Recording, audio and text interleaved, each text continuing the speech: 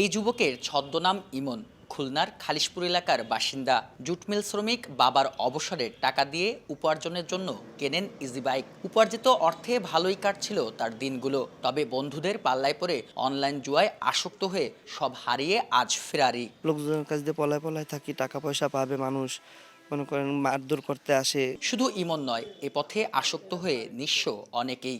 একসময় পাড়া মহল্লায় জুয়ার আসর বসলেও এখন প্রযুক্তির বদৌলতে হাতের মুঠোয় পৌঁছে গেছে এই সামাজিক ব্যাধি। অনেক সময় জুয়ার টাকা জোগাড় করতে কেউ কেউ বেছে নিচ্ছে অন্ধকারের পথ।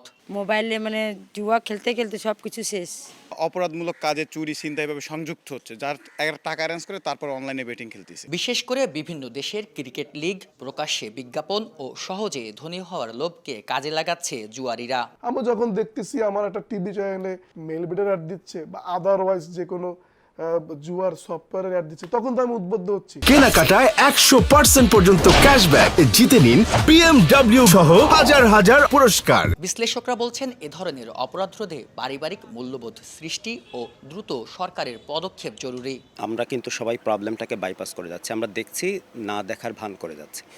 তো এইগুলোকে আরও চর্চার মধ্যে নিয়ে আসা, আরও ভাবার সুযোগ করে দেওয়া। ওয়ার্ল্ডে প্রায় 30টি দেশ আছে যারা প্রত্যেকটা দেশেই তাদের নিজস্ব পলিসি আছে, সেই পলিসি অনুযায়ী গুগল মানতে বাধ্য, কিন্তু বাংলাদেশ কিন্তু ওই লিস্টে নাই। তো এখানে সরকার কিন্তু চাইলেই পারে। এ ব্যাপারে পদক্ষেপ নেওয়ার আশ্বাস পুলিশের। কমপ্লেন আছে, আমরা এটা নিয়ে কাজ করছি এবং আমরা অলরেডি কিছু অভিযানও করেছি এবং আমাদের অভিযান অব্যাহত রয়েছে। দেশে প্রায় শতাধিক অনলাইন বেটিং ও জুয়ার সাইট রয়েছে বলে বিভিন্ন তথ্যসূত্রে জানা গেছে।